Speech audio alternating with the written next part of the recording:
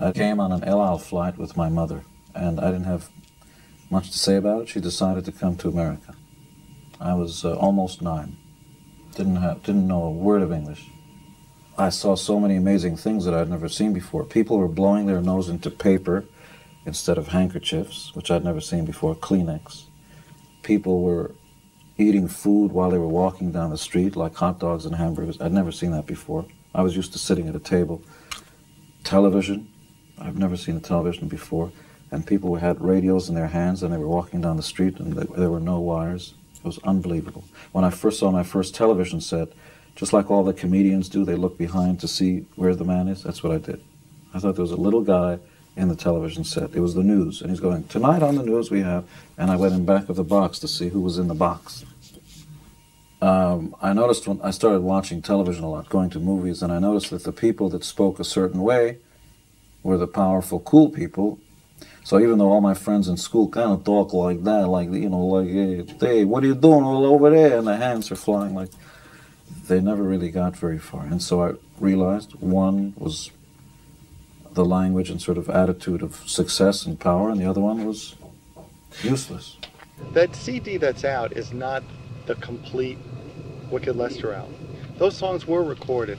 We went in the studio, had a producer at that point who had us under contract, and more or less did what we were told.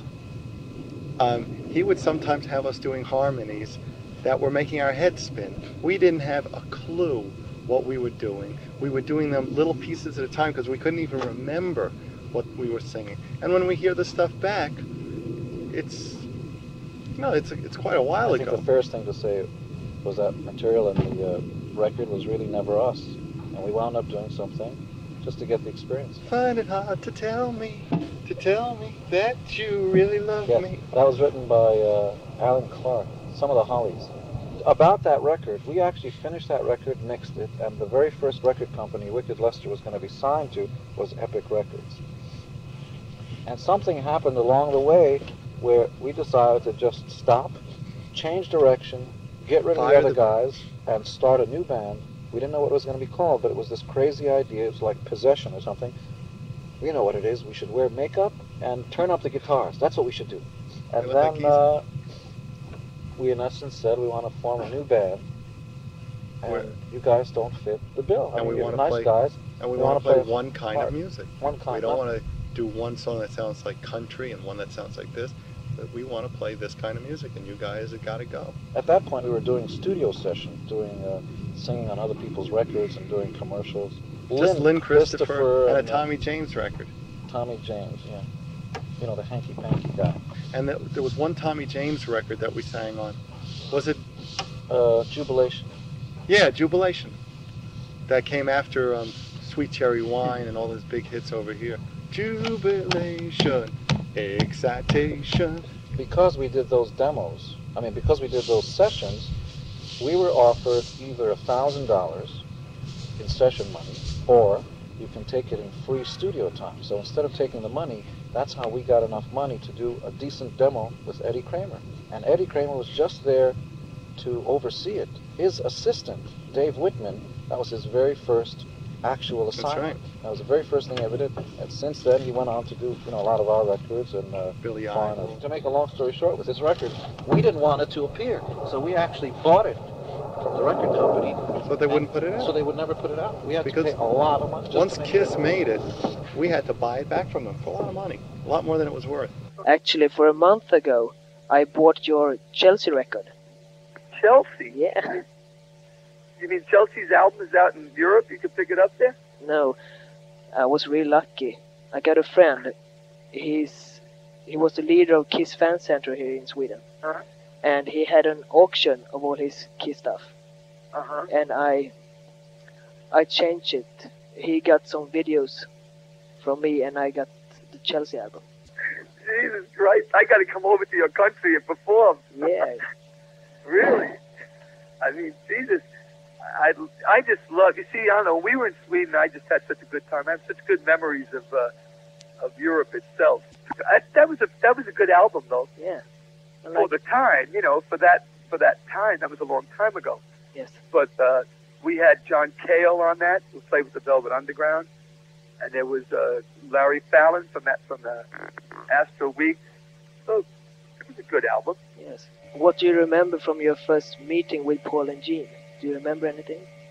Yes, and the first time they called me, they were asking me, how do I dress, and what do I look like, and am I thin? All these type of questions. And then I went to meet them down Greenwich Village in front of Electric Ladyland Studios. Yes. And I passed them right by because they looked like bums. They were dressed very, very sloppy.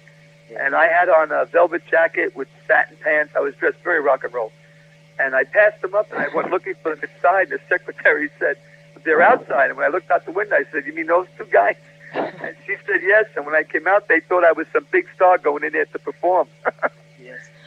So that always sticks in my mind. Wasn't Bob before Ace came in the picture? In Kiss? Yes. Well, he auditioned before Ace, but he was bald. So we didn't want a bald guitar player. You know, we want a guy with hair. Yeah. So he didn't get the job. But he played with you. Excuse me? He played with you. Not really. He didn't play in Kiss before Ace. Didn't he? Uh-uh. I've heard that. No, you heard wrong. Because in the beginning of Kiss, we were a trio. It was Paul, Gene, and I. Yes. And then we auditioned close to 60 guitar players. And Kulick was one of the guys who auditioned. And we liked the way he played because Gene and Paul were friends with him. But we weren't looking for a guy with no hair. And so Ace came into the picture, and Ace got the job because Ace played real well. He deserved it. Played much better than Kulick. He plays better than the new guitarist player they got too. It was interesting. I walked up the stairs. I had a reverse fiber Gibson guitar, with the banjo tuning pegs, the one like Eric Clapton used on his farewell tour, Cream. And I had a 50-watt Marshall with 8 10-inch speakers. And at the time, I got there a little early. I had one red sneaker, one orange sneaker on. And Bob Kulick was auditioning when I got there. And I remember I pulled out my guitar and I just started, practicing scales. And I remember Gene coming over to me going, "Would you please put your guitar where you're making the other guy nervous." And then, when he got finished, I plugged in, and I played a little, and I could see that they were impressed with some of the riffs I was doing. And then they said to me, "Listen, we're going to play a song for you, and then you listen to it. It's in the key of A, and then you try playing along." And the song they played for me, the very first song I heard was Deuce. And to this day, that's still my favorite Kiss song. And I just got up there and, jammed away on it. And then, we did a few more others. We went over a few more songs, and they seemed pleased, but they didn't want to make a commitment to me the first time I went there. So they said, "We'll definitely call you back." And they called me back in 2 weeks, and I played with them again. And after that second audition, they said, "You're the guy." Why did you wear sneakers with different colors? Was it a fashion or? No, it was by accident. Yeah. I was rushing, I was rushing to get, a friend of mine to give me a ride down, and I had all different color sneakers in those days, so I wasn't even looking, I grabbed one red one and one orange one. It was really an accident. But, I've seen people copying me, come to Kiss conventions with a red and orange sneaker. Is it true that Gene always had to lend you money for the subway after the rehearsals? Many times. Yeah, Gene always had money. I didn't. Did you pay him back? Sometimes. You do often say that you wrote Cold Gin on the subway. Do you mean that you wrote it on your way to a rehearsal? Yeah. So you had the guitar with you? Well, I used to live in the Bronx, and that's north of Manhattan. And I used to have to take the subway down to rehearsal. Yeah. And while sitting on the train, I came up with the idea for Cold Gin and wrote the lyrics. Did you came up with did you came up with the idea to the riff also? Did you play on your way? No, the riff I had come up with at home. Okay. In my bedroom. But as far as the lyrics and stuff, I wrote that on the subway. Just for the rock and roll history books here, what's interesting is when I read some of Ace's interviews about, well, I had to leave the band because I had to have my own career. I wanted to sing my own songs. Ace will tell you, if you ask him, he will tell you the truth. The reason Ace is singing today is because we forced him to sing his own songs. From Cold Gin on, from the very first song, the point was, hey, why don't you sing? He goes, no, I can't sing. Oh, come on, what does it matter? We were the ones that pushed him to sing. He didn't want to sing his own songs. He didn't sing lead until... Shocked me. Yeah, and now I picture Ace laying on the floor of the studio. Flat on his back. Because that's the only way he could sing, originally. A beer, in his hand, he'd pick a swig, but that's how he sang. So Ace had no desire, none, to sing. He was pushed into singing. And then when he heard that his voice was okay, it was like, hey man, I really am a rock and roll singer. And that's fine. But to then later have small sour grapes and say, I had to leave the band because I wanted to be able to sing my own songs is really bullshit. And if you ask Ace, he will say, okay, right. How did you came up with the makeup in Kiss?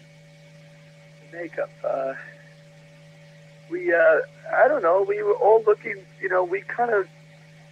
we used to go down and see the New York Dolls, who I used to really like. The drummer from the New York Dolls, he and I grew up together.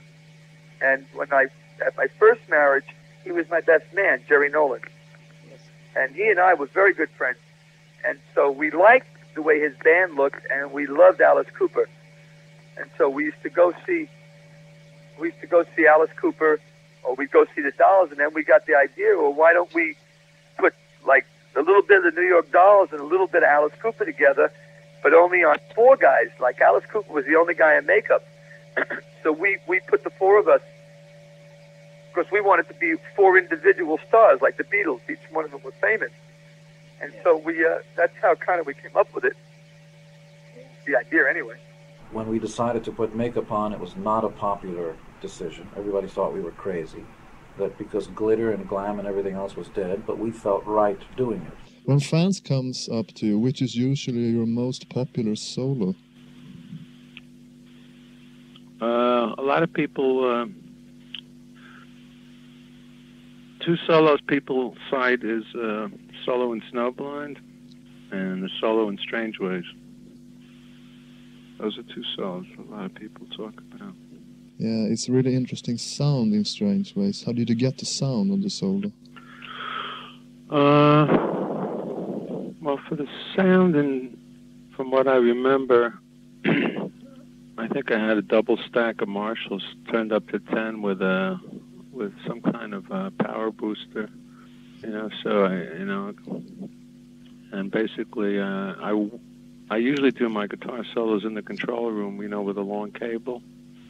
But I did the solo in front of the amps, so I could get a little more sustain and some more feedback, and it was real loud. It was one of the loudest solos I've ever done, as far as the volume of the. It must have been 140 dB in the room when I was doing it. Basically, what I'll do is I don't practice solos anymore. I just go in and we usually end up keeping the first or second take. And if I make a couple of mistakes, we usually just end up punching in the mistakes, and because, usually that spontaneity of the first or second take, is when I'm not thinking. I just play from my soul. And is that the way the Strange Ways solo is done? Yeah. I was a little drunk. Yeah. And I just went out there and I didn't think, I just played.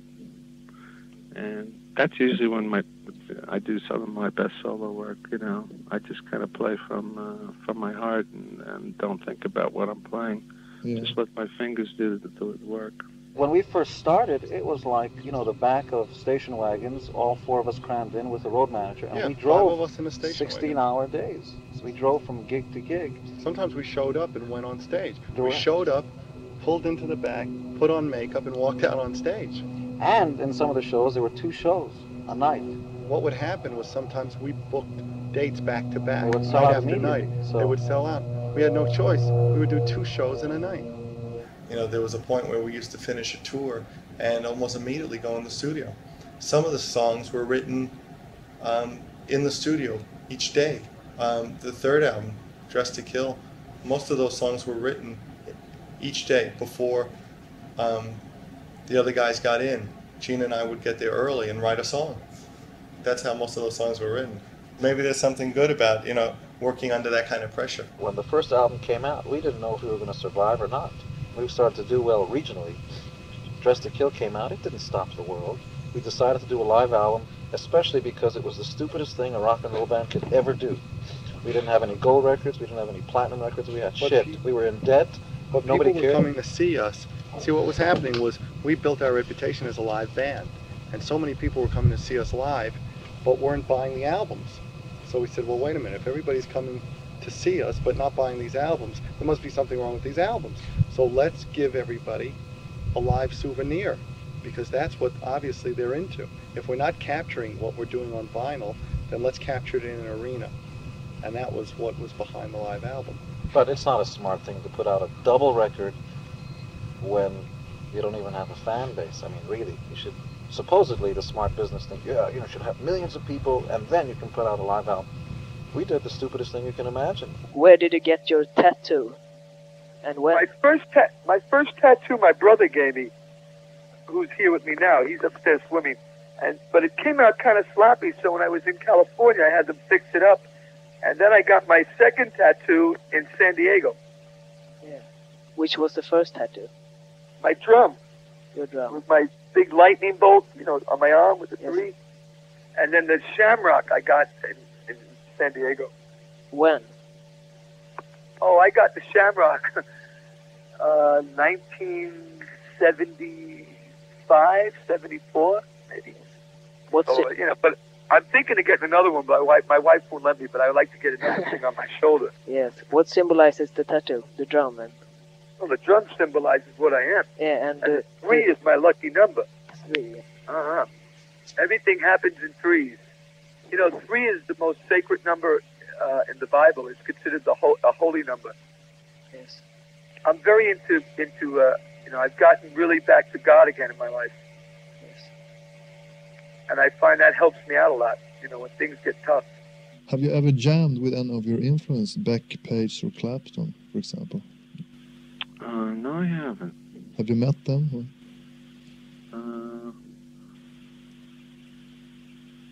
I met Paige briefly. I know Keith and Mick Bones. I've met a few times. I met Hendrix and Mitch Mitchell and Noel Redding before Jimmy passed away. I actually was his guitar roadie one night when I was about 19, 20 years old. One person I'd like to meet is Pete Townsend, because he was a big influence on me. I've never met Pete. You know, when I was young, I was a huge Who fan.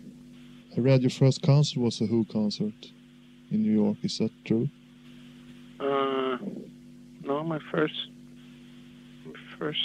real concert, I think, was one of the first real concerts I went to was Led Zeppelin. I saw Led Zeppelin's first New York appearance. They were opening up for Iron Butterfly at the Fillmore East, and after Led Zeppelin went off the stage, half the audience left. It was pretty embarrassing for Iron Butterfly. When we first started, there were bands like Emerson, Lake and Palmer, who the critics and radio were saying were these amazing bands with these great musicianship, and they're the real thing. Well, 15 years later, most of that stuff sounds like hogwash. I mean, it just sounds silly. Most old Kiss albums still sound great. So it takes a little time. Time is like the doctor. It lets you know what's good and bad. It's the leveler of everything. Good songs stand up. They stand the test of time. You can write something and listen back to it 10 years later if you have the luxury, and it's very clear quickly whether it's dated or average or very good. Do you have any favorite record with Kiss? My favorite album would be the Alive One, Yes. and Destroyer. Yeah. Those are my favorite albums. Any special? Oh, and I like Love Gun too. That was a good album. Yeah. Do you have any favorite song? On the album? Yeah. Yeah, Bad, Yes. Hooligan, Dirty Living, all my songs. Yes. You know, I like Black Diamond. I like Strutter. I like Deuce. I like Firehouse. I like all the early stuff. Yeah. That was the best. Yeah, I think so too. Yeah, it got too technical towards the end. Yes. In the beginning, everything was good old rock and roll. Yeah, I think the Kiss 3 first album, studio albums. Yes, me too. Me too. I agree with you. They were. You have always played on Gibson Les Pauls. What do you think is so special with it compared to other guitars? Well, if you take a Les Paul and you lay it flat on a table, it won't lay flat like a Stratocaster or a Telecaster would. And the reason for that, because the neck is slightly arched and angled when it's attached to the body. And because of that arch, what happens is it creates a tension between the neck and the body when you put the strings on it. And I think that's one of the reasons why you get such a good sustain out of a Les Paul, because the tension of the strings, relationship between the headpiece and the tailpiece, where the bridge is, you know, there's tension. So, you know, especially if you got a good piece of wood, you know, depending upon the grain in the wood, you know, you'll get a better or not so good sustain. You know, no two guitars sound identically alike, but even a bad Les Paul sounds better to me than most guitars.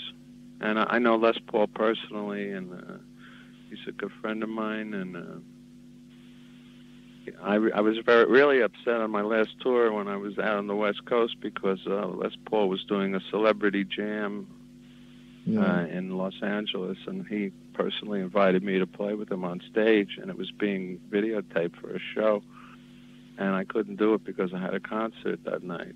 Okay. So that was really frustrating. He personally requested me to be there. You know, there's a lot of bands that I could go into the studio with, but most of them aren't that good. You know, if I was going to go into the studio and produce a band, they'd have to be like worth giving up my time for. In other words, it's like, would I rather be in the studio locked away with a band, or would I rather have free time? Well, unless the band's really, really great, I'd rather have free time. Just because a band has Marshall amps and shag haircuts, that's not enough reason for me to go in the studio with them. There's so many bands around that I think are mediocre. Just because a band has a record contract, it's not enough reason to produce them. So, my free time is spent, I just put a little studio in my house. So they were just wiring that yesterday. So that'll give me a lot of, you know, fun. But the idea of just working for the sake of working, it's kind of like if you get on an exercise bike, you feel like you're going somewhere. You're not going anywhere. Your legs are moving, but where are you going? So you want to go, you know, there's a lot of things you can do that make you feel like you're doing something, when in fact you're not doing anything. You know, so there's just a lot of things that, unless something is really, unless it looks like a lot of fun, or if it's rewarding, I'd rather do nothing. You know, nothing means sleeping late, being with women, friends, whatever. That to me is like, you know, like a lot of fun. It's not, you know, sitting around twiddling your thumbs or anything. Do you have any hobbies? Do I have hobbies? Yeah. Well, I work out. I walk 5 miles every day with weights on my arms. That's not a hobby. That's something I have to do. I like to, I enjoy painting. I paint now and then. Yes. I like to get old puzzles and make them into pictures and then frame them. Yeah. I love to shoot pool. I have a beautiful pool table in my house. Let me see what else. I love to swim. Yes. And collect old toys. I love to collect old toys. That's right. I got a lot of old toys. I didn't get to that. That's true. I love to collect old toys. What else? I like to collect. What have I been collecting lately? Something I've been collecting around here. I don't know what the hell I've been picking up. My wife was complaining. I love to collect guns. Yes. I buy all kinds of guns. So I'm into guns. Stuff like that. I like to do. I like to collect old cowboy paraphernalia. Yes. And Humphrey Bogart. Definitely Humphrey Bogart. Yes. I got everything on Humphrey Bogart. Why did you and Peter want to leave the group already in 1978? We weren't getting along. I think, once we all became millionaires, everybody started getting a little crazy, and everybody started buying houses and sports cars, and Gene started dating celebrities, and he wanted to be an actor, and everybody was kind of getting a little crazy, and I think it caused dissension among all of us, and towards the end, basically, we didn't hang out with each other very much. Everybody would kind of go their own way after a show. I'd usually hang out with the bodyguards. I'd hang out with Peter, but even towards the very, very end, when Peter was leaving his wife and he was seeing Debbie, she used to come out on the road a lot, and he'd basically be with her all the time, But when I did hang out with a band member, it would be Peter. After a show, a lot of times, we'd party, and a lot of times, we'd party with the opening act. Guys like we used to party a lot with the guys from Rush when they opened for us, and we used to party with the guys from Mata Hoople, and who else opened for us? I used to party with everybody. Anybody who would want to party with me, I would party. Not today, though. I have to ask you, what do you think about all KISS members getting together on KISS farewell tour? Because KISS have been such a big group with a lot of loyal fans, and getting together again for the farewell tour. Yeah, and each member have their own fans. Wouldn't it be most fair if you all got together then to say farewell on that tour? Oh, I think it would be very nice, but I have no say in that. I don't, I wouldn't be able to. I wouldn't be the guy to say let's do that. But if Paul, if Paul and Gene asked you. Excuse me? If Paul and Gene asked me? Yeah. Sure. Would you like it? Yeah, I'd love it. If Gene and Paul asked me to play? Yeah. On a farewell tour? Yes. I'd love it. Sure. Because I still like them. I have nothing against them. Just because we broke up was only a matter of a different taste in music. We were together a long time. Everybody wanted to do their own thing. Yes. Everybody wanted to write their own type of music. Kind of like the Beatles, the same thing. Only, but it's been a very long time. And for me, if they wanted to get together and do a farewell type tour, I'd love to. Yeah, because I'd love to. Yeah, most KISS fans like the old KISS, original KISS, better like than the old KISS. Yeah. I think so too. I hear a lot of that in California. I hear it every time I go out. Yeah. There's like tons of KISS fan clubs that still keep in touch with me. Yes. And if we ever got back together, they said they would take heart attacks. Because we were a very big band. It was not like we were a small band. Yeah. And to me, if we got together and just did a tour, a world tour, and I would want to put the makeup on again. I like it. Yeah. I would put the makeup. And then out of the tour, I would say we should do like a double album, yes. A live album. Yeah. And take new pictures and visit new countries. And then after that, we go our own ways. That would be fine. Yeah. I think that's a good idea, but I don't think that they would go for it. Right. No. Maybe. I don't know. I don't really talk to them much. I know when Gene and I worked together on the Black and Blue album, we got along fantastic. Yeah. Every time we make a change, everybody thinks we're out of our minds, but it feels right. And in your heart, when you know it's right, that's all you can expect out of life. And being in KISS is not a job. Being in KISS is doing it only if it feels right. And the rest doesn't matter, because we live and die by our beliefs in it. And it's more than a rock and roll band. And the proof of that is how fans see it. It's more than a rock and roll band. It's four guys who believe in the same thing. Like in football, you know, you have members in a football team. If somebody gets injured, it's a shame, and he goes on the side, and you get somebody who believes in the same idea. If he doesn't believe in the same idea, the football team can't win. What about the breakup with Bill O'Coin? Could you tell me the story why you fired him? Basically, it was just, we felt that towards the end, before the breakup with Bill, you know, he wasn't as involved with Kiss as he was originally. You know, he was, you know, working with Billy Idol, and he was, you know, he had 2 or 3 other acts he was working with, a group called Stars and Piper, and although we were paying, you know, he wasn't making any money off them. We were basically paying his bills. You know, we were the only group that he was making money off of, and we felt that, you know, since he was making his livelihood was, we were supporting him with, you know, the money that his percentage that he was getting off from Kiss. We felt we deserved more time from him, and we didn't get it. So, I mean, that was one of the main reasons.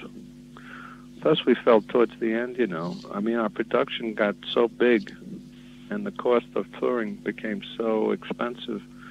You know, Bill O'Coin would make much more money because he would take his percentage from the gross, and we would get our money from the net, you know, after all the bills were paid. I mean, I remember once coming back from a long tour, and I remember Bill seeing, you know, we had a business meeting. I remember seeing Bill received, like, made over $1 million on the tour, and I ended up walking away with $75,000.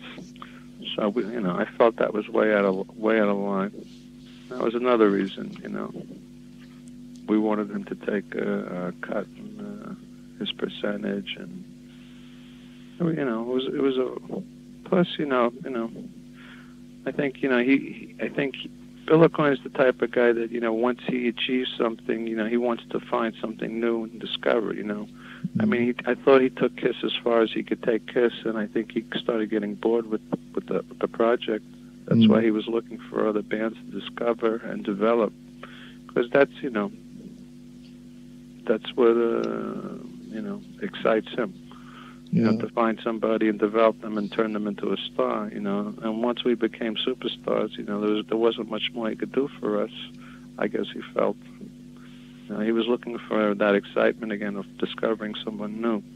But unfortunately, you know, when he stopped paying attention to us, you know, that caused that started, you know, the beginning of the breakup between the two of us. Do you have your Kiss customs? I still have my Kiss costumes. I still have my capes. I still have my Kiss pinball machine. I have a garage full of all the Kiss paraphernalia. I still have all my gold and platinum albums from Kiss on the wall. Yeah, I still have a lot of stuff. I guess I'll always have it. You know, it's something you can't walk away from. Which of your Kiss costumes did you like best? I liked, my favorite Kiss costume was the one with the zippers. The zippers down the leg, and you kind of tie it up the front. That was real comfortable. The one, maybe on the last tour or the tour before that, 78, 79, I like that uniform. That was real comfortable. But I still have all my boots. The big tall boots, and I have so much stuff, it's unbelievable. I'd like to see it someday. I'd love to show it to you. See, that's why myself, when I write my own biography, I have lots of pictures to put in it. How is your relation to Paul, Gene, and Peter today? Probably better than it's ever been. You know, Paul and Gene took me out for dinner about 6 months ago, before I left for my LA tour, and they were very nice to me. So, I mean, I don't know why, because, you know, a year ago, prior to that, you know, they were saying negative things about me in the press. But it seems like they made a complete turnaround. And I haven't seen the new Kiss book, but supposedly people who've seen it said that, you know, they speak highly of me in it. So maybe they are thinking about a reunion, but, I can't say. What is it in Swedish? How do you say goodbye in Sweden? Hey då. Hej då? Yeah, that's right. Oh, okay. Well- Hej då then.